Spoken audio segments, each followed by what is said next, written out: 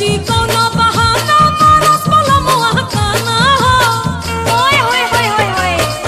अरे दाल में नीमक बेसी बाटा नीमक बनावलो न खाना हो। खोजी खोजी कोनो बहाना मारस वाला मुआ खाना हो। बड़ा जालिम बा हो। जेब नानी हार लिहले अखिया लाल कोइले। जेब नानी हार लिहले अखिया लाल कोइले। फेंकले छटक के झम से थारी हो तरकारी के बिना ना। राते बलमुआ दिहले गारी हो तरकारी के बिना ना। आई हो दादा।